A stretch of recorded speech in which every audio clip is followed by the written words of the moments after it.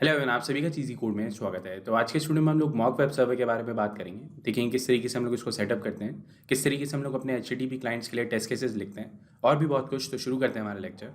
तो mostly Android के projects में हम लोग रेट्रोफिट का यूज़ करते हैं। तो रेट्रोफिट एक HTTP क्लाइंट है जिसके थ्रू हम लोग APIs को कंज्यूम करते हैं। तो अगर मैं इसे सिंपल शब्दों में बोलूँ, ये एक सिंपल सी लाइब्रेरी है जो हमारी मदद करती है APIs को कंज्यूम करने के लिए हमारी एंड्रॉयड एप्लीकेशंस के अंदर या जावा एप्लीकेशंस के अंदर। तो ये एक सिंपल HTTP क्लाइंट है। मतलब ये एक क्लाइंट की लाइब्रेरी है। जो भी आपका क्लाइंट होगा उसकी एक लाइब्रेरी है जिसके थ्रू आप API कंज्यूम करते हो। अब APIs जो है हमारी सर्वर पर रिसाइड करती हैं और उनका जो डेवलपमेंट होता है वो इंडिपेंडेंट होता है। तो पॉसिबिलिटी है कि उनके स्ट्रक्चर में कुछ ना कुछ चेंजेस होते रहते हैं। अब उसके अंदर कुछ चेंजेस होंगे तो उसका इम्पैक्ट हमारे क्लाइंट साइड पे ना पड़े, तो उसी चीज़ के लिए हमें टेस्ट केसेस लिखने हैं।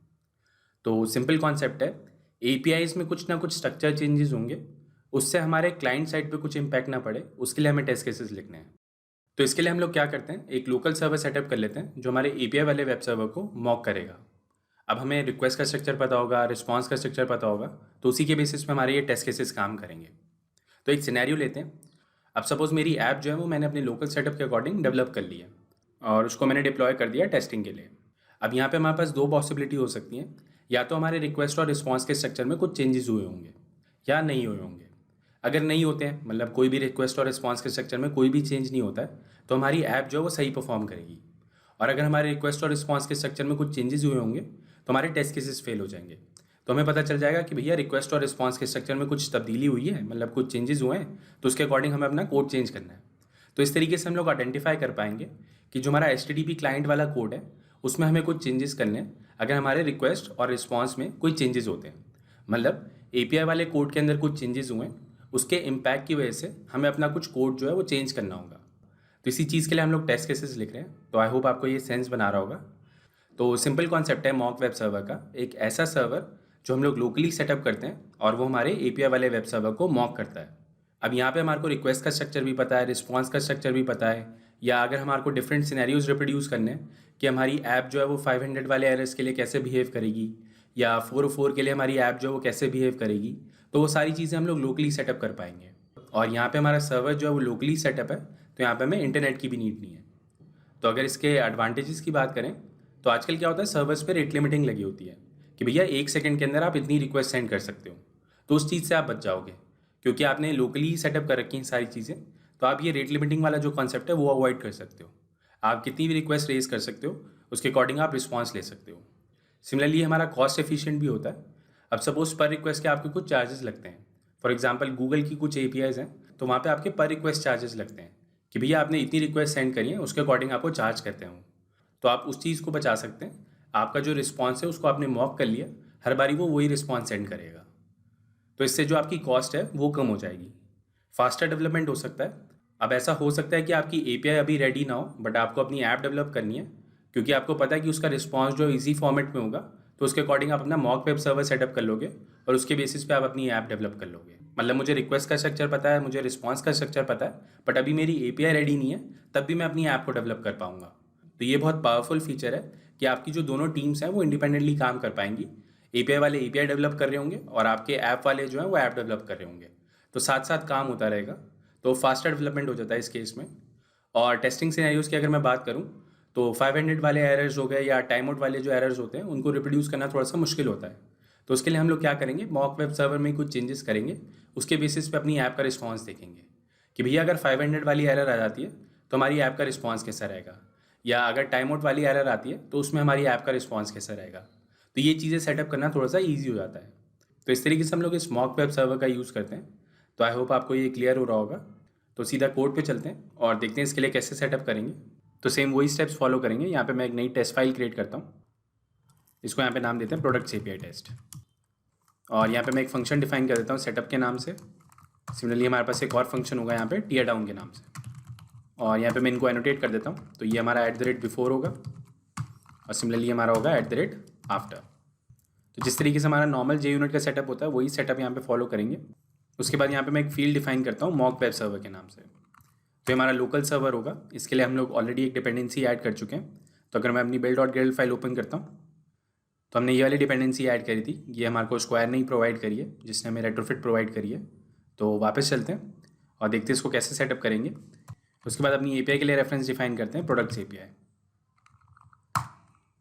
तो इस तरीके से हम लोग अपने सर्वर को इनिशियलाइज करेंगे mock web server equal to mock web server. उसके बाद इस प्रोडक्ट्स एपीआई को इनिशियलाइज करने के लिए हम लोग इस मॉक वेब सर्वर का यूज़ करेंगे। यहाँ पे हम लिखता हूँ रेट्रोफिट डॉट बिल्डर, और यहाँ पे जो हमारा बेस यूआरएल होगा वो हमारे इस लोकल वेब सर्वर का पाथ होगा। तो यहाँ पे हम लिखूँगा mock web server dot URL, और यहाँ पे हम लोग रूट का पाथ पास कर देंगे। तो इस तरीके से हम लोग इसका बेस यूआरएल डिफाइन करेंगे जिससे हमारी एपीआई जो है वो हमारे इस लोकल सर्वर का यूज़ करे। उसके बाद सिंपली वही करेंगे add converter factory Jason converter factory dot create, और यहाँ पे इसको बिल्ड कर देंगे और सिंपली इसका क्रिएट मेथड कॉल करेंगे अपने इंटरफेस के साथ। तो हमारे इंटरफेस का नाम है products API colon class dot जावा। तो इस तरीके से हमारी ये एपीआई सेटअप हो चुकी है जो हमारे इस लोकल सर्वर को पॉइंट करेगी। तो सिंपली स्टेप्स है, यहाँ पे हमने एक मॉक वेब सर्वर का ऑब्जेक्ट बनाया है, उसको इस तरीके से इनिशियलाइज किया है। उसके बाद हमने अपनी प्रोडक्ट्स एपीआई को बता दिया कि भैया हमारे इस लोकल सर्वर का यूज़ करना, और जैसे ही हमारा ये टेस्ट केस कंप्लीट हो जाएगा, मतलब आफ्टर एवरी टेस्ट केस मेरे को इसको शट डाउन करना होगा। तो इस तरीके से हम लोग अपने लोकल वेब सर्वर का सेटअप करेंगे। उसके बाद अपना टेस्ट केस डिफाइन करते हैं। तो यहाँ पे मैं एक फंक्शन क्रिएट करूँगा टेस्ट गेट प्रोडक्ट्स के नाम से, और यहाँ पे मैं इसको एनोटेट कर देता हूँ @टेस्ट से। तो बेसिकली यहाँ पे हमें करना क्या है, जैसे ही हमारे इस मॉक वेब सर्वर पे कोई रिक्वेस्ट आएगी तो हम लोग उसको चेक करेंगे कि भैया ये वाली रिक्वेस्ट है तो हमारा ये वाला रिस्पॉन्स रिटर्न कर दो। तो वही लॉजिक हमें यहाँ पे डिफाइन करना है, मतलब फॉर एवरी रिक्वेस्ट हमारा रिस्पॉन्स जो है वो रेडी रहेगा।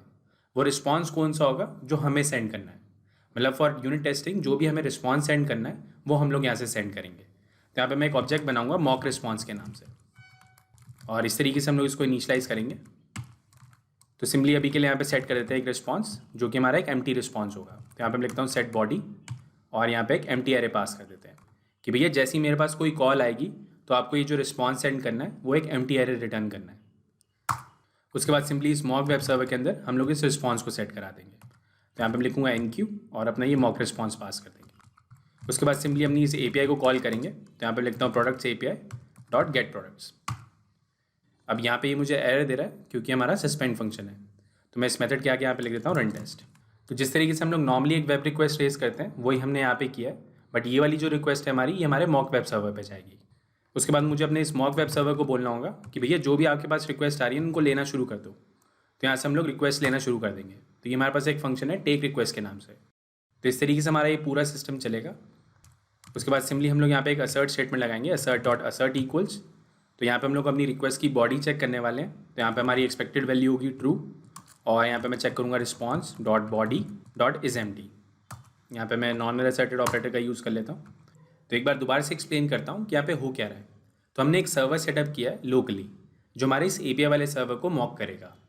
मॉक करने से मतलब क्या है कि भैया कोई भी रिक्वेस्ट आएगी वो वही रिस्पॉन्स सेंड करेगा जो हमने उसे बताया है। मतलब मेरे पास एक रिक्वेस्ट आई है, उसके लिए हमने उसे बोला कि भैया ये वाला रिस्पॉन्स सेंड करना, तो वो वही वाला रिस्पॉन्स सेंड करेगा। अगर कोई दूसरी रिक्वेस्ट आती है उसको जो हम लोग रिस्पॉन्स बोलेंगे वो वही वाला रिस्पॉन्स सेंड करेगा। तो वही चीज़ हमने यहाँ पे करी है। तो यहाँ से हमने एक एपीआई रिक्वेस्ट रेज करी है। जिस तरीके से हमने एक नॉर्मल रिक्वेस्ट रेज करते हैं कि हम लोग अपने इस इंटरफेस को यूज़ करते हैं प्रोडक्ट्स एपीआई वाले, और उसका ये मेथड कॉल करते हैं गेट प्रोडक्ट्स वाला। तो ये गेट प्रोडक्ट्स वाला क्या करेगा, ये हमारे इस एंड पॉइंट को हिट करेगा कि भैया जितने भी प्रोडक्ट्स हैं ना तुम्हारे पास वो लेके आ जाओ। तो वही हमने यहाँ पे किया है, हमने इस एंड पॉइंट को हिट किया है इस वाली मेथड कॉल से। तो ये वाली जो रिक्वेस्ट है हमारी ये हमारे इस मॉक वेब सर्वर पे जाएगी। अब मुझे अपने इस मॉक वेब सर्वर को बताना पड़ेगा कि भैया मुझे यही रिस्पॉन्स सेंड करना। तो वही मैंने यहाँ पे किया है। सबसे पहले अपना इस मॉक रिस्पॉन्स का ऑब्जेक्ट बनाया है। उसमें अभी के लिए हमने यहाँ पे बॉडी सेट करी है एम्प्टी एरे, कि मेरे पास एक भी प्रोडक्ट नहीं है, अभी के लिए हम लोग आपको एम्प्टी एरे रिटर्न कर रहे हैं। तो यहाँ पे मैंने उसकी बॉडी सेट कर दी एक एम्प्टी एरे से, और अपने इस मॉक वेब सर्वर को बता दिया कि भैया जब भी तेरे पास कोई रिक्वेस्ट आए ना तो मुझे यही रिस्पॉन्स सेंड करना। तो इस तरीके से मेरी ये तीनों लाइनें काम कर रही हैं। तो सिंपली होगा क्या, यहाँ से मैंने एक रिक्वेस्ट रेज करी है और अपने सर्वर को हमने ये रिस्पॉन्स सेट कर दिया है कि जब भी तेरे पास कोई रिक्वेस्ट आए तो मुझे ये वाला रिस्पॉन्स सेंड करना। उसके बाद हमने अपने इस वेब सर्वर को बोला कि भैया जो भी तेरे पास रिक्वेस्ट आ रही है ना उनको लेना शुरू कर दे। तो उसने क्या किया, टेक रिक्वेस्ट वाला मेथड कॉल किया। जो भी उसके पास रिक्वेस्ट आई हुई थी, तो हमारी ये वाली रिक्वेस्ट आई हुई थी उसके पास, तो उसने उसके लिए हमारे पास रिस्पॉन्स दे दिया।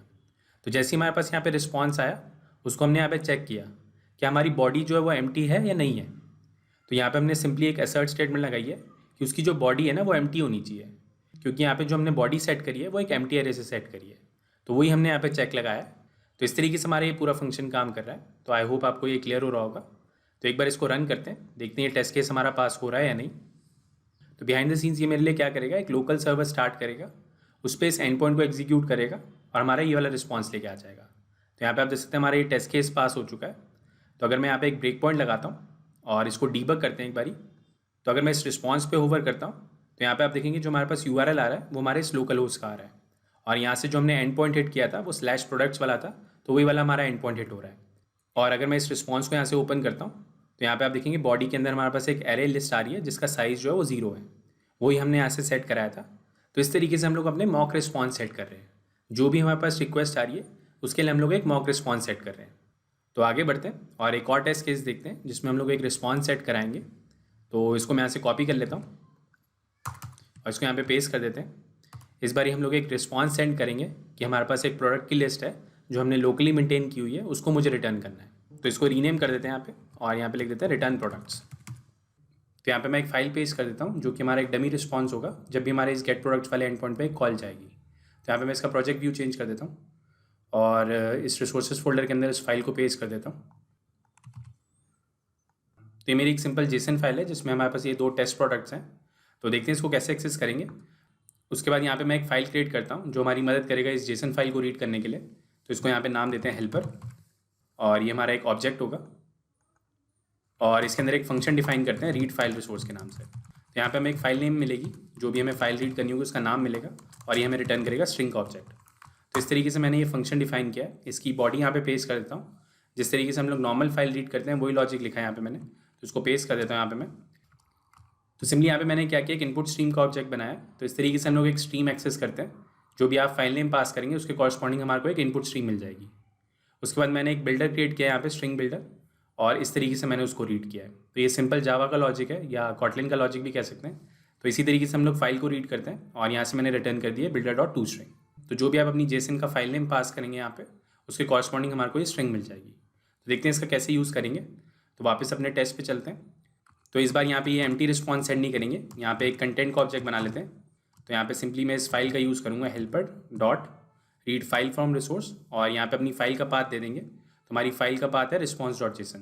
तो इस तरीके से यहाँ पे मैं अपनी फाइल का नाम पास कर दूंगा response.json, और इस कंटेंट को हम लोग यहाँ पे पास कर देंगे। उसके बाद यहाँ पे हम लोग मॉक रिस्पॉन्स में इस बार HTTP कोड भी सेट कर देते हैं। तो यहाँ पे मैं कॉल करूँगा सेट रिस्पॉन्स कोड और यहाँ पे पास करेंगे 200। तो इस तरीके से हम लोग अपना ये रिस्पॉन्स क्रिएट करेंगे। तो सिंपली यहाँ पे होगा क्या, जो भी आपने ये जेसन में रिस्पॉन्स सेट किया है वो यहाँ पे आप रीड कर लेंगे और इस तरीके से आप अपना रिस्पॉन्स का ऑब्जेक्ट बनाएंगे। तो जैसे आपकी ये कॉल जाएगी गेट प्रोडक्ट्स के लिए, तो यहाँ से आपके पास जो रिस्पॉन्स आएगा वो ये वाले प्रोडक्ट्स आएंगे। तो यहाँ पे उसी के लिए असर्ट स्टेटमेंट लगाते हैं। तो यहाँ पे मैं इसको फॉल्स कर देता हूँ इस बारी, और दोबारा से एक असर्ट स्टेटमेंट लगाते हैं assert.assert इक्वल्स, और यहाँ पे काउंट का चेक लगा देते हैं। तो response.body.size, तो ये हमारे पास 2 आना चाहिए। तो इस तरीके से मैंने ये चेक लगाया। तो रन करते हैं इसको, देखते हैं ये टेस्ट केस हमारा पास होता है या नहीं। तो यहाँ पे आप देख सकते हैं हमारा ये टेस्ट केस पास हो चुका है।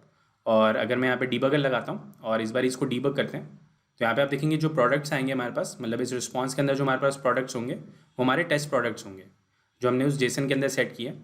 तो अगर मैं इसका फर्स्ट प्रोडक्ट ओपन करता हूँ तो यहाँ पे आप देख सकते हैं 3 बटन टी शर्ट लिखा रहा है, और ये हमारा टेस्ट डिस्क्रिप्शन है, और वही हमने यहाँ पे इस जेसन के अंदर सेट किया था, test product 3 button T shirt. तो इस तरीके से हम लोग इस रिस्पॉन्स को पढ़ रहे हैं और इस तरीके से हम लोग इसको यहाँ पे सेट करा रहे हैं। तो बेसिकली हमने यहाँ पे क्या किया है, लोकली एक रिस्पॉन्स मेंटेन कर लिया, जो भी मुझे प्रोडक्ट सेंड करने थे उसके लिए लोकल वर्जन मेंटेन कर लिया, और वही मैं हर रिक्वेस्ट में सेंड कर रहा हूँ। तो आई होप आपको ये सेंस बना रहा होगा। तो इस तरीके से हमारा ये टेस्ट केस एग्जीक्यूट हो रहा है। तो एक और टेस्ट केस देखते हैं जिसमें हम लोग एक एरर वाला रिस्पॉन्स रिटर्न करेंगे। तो इस कोड को मैं ऐसे कॉपी कर लेता हूँ और इसी को यहाँ पे पेस्ट कर देते हैं, और इस बार ये हम लोग यहाँ से रिटर्न करेंगे एरर। तो सिंपली इस वाली लाइन को रिमूव कर देते हैं और यहाँ पे रिस्पॉन्स कोड सेट कर देते हैं 404, और सेट बॉडी की जगह यहाँ पे लिख देते हैं समथिंग वेंट रॉन्ग। तो ये हमारी एरर बॉडी होगी, और इसी के लिए हम लोग यहाँ पे असर्ट स्टेटमेंट लगाएंगे। तो सिंपली इस लाइन को यहाँ से रिमूव कर देते हैं और यहाँ पे असर्ट स्टेटमेंट लगाते हैं। 2 की जगह यहाँ पे मैं फॉल्स एक्सपेक्ट कर रहा हूँ, और रिस्पॉन्स में ये जो हमारा इस सक्सेसफुल वाला फ्लैग होता है वो हमारे पास फॉल्स आना चाहिए। और सिंपली यहाँ पे हम लोग एक असर्ट स्टेटमेंट लगाएंगे, assert.assert इक्वल्स 404 response.code। तो इस तरीके से हम लोग एक एरर वाला रिस्पॉन्स सेट कराएंगे, और इस तरीके से यहाँ पे मैंने ये 2 असर्ट स्टेटमेंट्स लिखी हैं। तो देखते हैं इसको रन करा के ये वाला टेस्ट केस हमारा पास होता है या नहीं। तो यहाँ पे आप देख सकते हैं हमारा ये टेस्ट केस पास हो चुका है। तो आई होप आप समझ पा रहे होंगे किस तरीके से हम लोग यहाँ पे मॉक रिस्पॉन्सेज सेट कर रहे हैं यहाँ पे आप डिफरेंट मॉक रिस्पॉन्सेज मेंटेन कर सकते हैं। यहाँ पे आपके पास डिफरेंट एंड पॉइंट्स होंगे। हर एंड पॉइंट के लिए आप यहाँ पे एक रिस्पॉन्स मेंटेन कर सकते हैं और उसके कॉरस्पॉन्डिंग यहाँ पे टेस्ट केसेस लिख सकते हैं। तो अगर इसका एक और एग्जांपल दिखाऊं तो इस रेपोजिटरी के अंदर मैंने एक और फाइल क्रिएट करी है प्रोडक्ट्स एपीआई टेस्ट के नाम से ही, और यहाँ पे मैंने अपनी रेपोजिटरी को टेस्ट किया है जिसमें हम लोग मॉक कर रहे हैं अपने सर्वर रिस्पॉन्स को। तो इस तरीके से हम लोग अपनी रेपोजिटरी को टेस्ट करेंगे फॉर डिफरेंट इनपुट्स। तो आपके डिफरेंट कंपोनेंट्स को आप टेस्ट कर पाएंगे। जो भी आपको मॉक करना है आप मॉक करेंगे, जो भी मतलब सर्वर से रिस्पॉन्स जो है उसको मॉक करना है उसको मॉक करेंगे और उसके बेसिस पे आप अपने डिफरेंट कंपोनेंट्स को टेस्ट कर पाएंगे। तो सिंपल ही लॉजिक है इसके अंदर भी। सिंपली यहाँ पे मैंने मॉक रिस्पॉन्स बनाया है और इस तरीके से अपनी प्रोडक्ट रेपोजिटरी को टेस्ट किया है। और ये वाला जो हमारा फंक्शन है गेट प्रोडक्ट्स का, ये हमारा इस मॉक रिस्पॉन्स से आ रहा है। उसी के बेसिस पे यहाँ पे मैंने अपने टेस्ट केसेस लिखे हैं। ऑल्दो हम लोग मॉकेटो का भी यूज़ कर सकते हैं डिफरेंट कंपोनेंट्स के लिए, बट जनरली जो हम लोग मॉक वेब सर्वर का यूज़ करते हैं वो HTTP क्लाइंट्स के लिए ही करते हैं। तो वही मैंने यहाँ पे किया है। तो आई होप आपको ये सेंस बना रहा होगा। तो इस तरीके से हम लोग अपने मॉक वेब सर्वर्स का यूज़ करते हैं। तो आज की वीडियो को यहीं पे रोकते हैं। वीडियो अच्छा लगा तो प्लीज़ लाइक करें। नेक्स्ट वीडियो में हम लोग हिल्ट के साथ इंटीग्रेशन देखेंगे कि हिल्ट के थ्रू हम लोग अपने टेस्ट ऑब्जेक्ट्स कैसे क्रिएट करते हैं। तो stay tune for those videos. तो वीडियो अच्छा लगा तो प्लीज़ लाइक करें। अगर अभी तक आपने हमें सब्सक्राइब नहीं किया तो प्लीज़ सब्सक्राइब करें। Thank you for watching. आपका दिन शुभ हो। धन्यवाद। ये लैंग्वेज भी सीख लो, वो लैंग्वेज भी सीख लो। जीवन एक रेस है, ऊपर चढ़ना सीख लो। हो जाए जब सब कुछ खुद बनना सीख लो। उठा के बस्ता नाप के रास्ता हर कोई चला है आईटी में। आईटी में आईटी